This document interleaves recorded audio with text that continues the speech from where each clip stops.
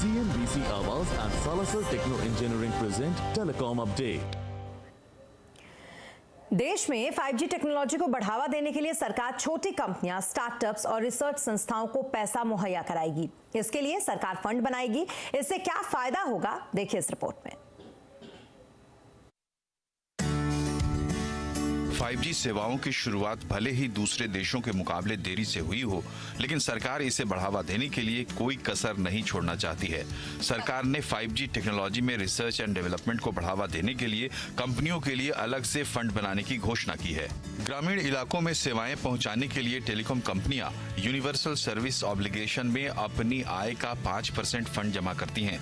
ये फंड करीब 56,000 करोड़ रुपए का है। सरकार ने इसकी गाइडलाइन में बदलाव करते हुए इसका 5% हिस्सा रिसर्च एंड डेवलपमेंट में खर्च करने का फैसला किया है। सरकार ने इसे टेलीकॉम टेक्नोलॉजी डेवलपमेंट फंड का नाम दिया है।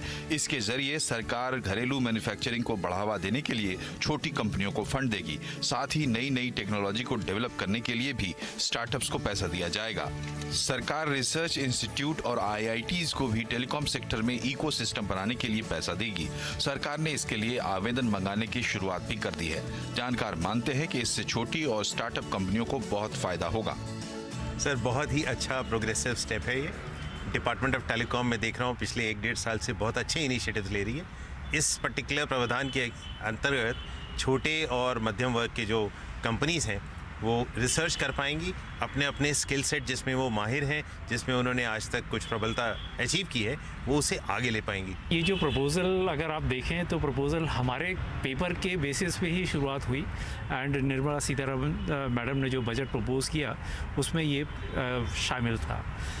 C.DOT के अब ये 1 अक्टूबर से ये पॉलिसी ऑलरेडी इम्प्लीमेंट हो गई है और इसके अंडर में 400 करोड़ तक की फंडिंग जो है that is likely to be available to the industry.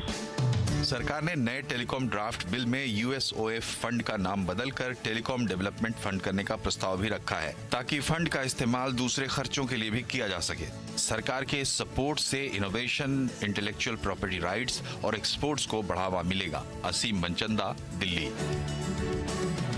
और पीएम मोदी को लेकर विवादित बयान देने वाले गोपाल इटालिया एक बार फिर विवादों में है। बीजेपी ने इटालिया का एक नया वीडियो जारी किया है। बीजेपी का आरोप है कि गोपाल इटालिया ने इस वीडियो में पीएम मोदी और उनकी मां पर आपत्तिजनक टिप्पणी की है।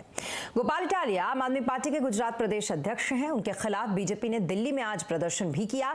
नया वीडियो जारी करने के बाद बीजेपी आप पर और केजरीवाल पर और हमलावर हो गई है। केंद्रीय मंत्री स्मृति ईरानी ने कहा कि गुजरात की जनता सब देख रही है, केजरीवाल के इशारे पर यह सब कुछ हो रहा है। जनप्रतिनिधि बिना अरविंद केजरीवाल के डायरेक्शन, अरविंद केजरीवाल द्वारा सौंपा गया दायित्व, इसके बिना एक शब्द नहीं बोलता। तो आपको भले ही ये शब्द गुजरात के आम आदमी पार्टी के किसी कार्यकर्ता के लगते हों, आदेश लेकिन अरविंद केजरीवाल का है। क्या ये पहली बार है कि गुजरात के इस आम आदमी पार्टी के नेता ने मर्यादाओं का उल्लंघन किया है? हिंदू धर्म, हिंदू समाज, हिंदू महिलाएं, मंदिर, इस हर विषय पर टिप्पणी की गई है अमर्यादित। क्या अरविंद केजरीवाल नहीं जानते? और यहां रुकेंगे एक छोटे से ब्रेक के लिए, लेकिन जल्द होंगे हाजिर। आप बने रहे हमारे साथ।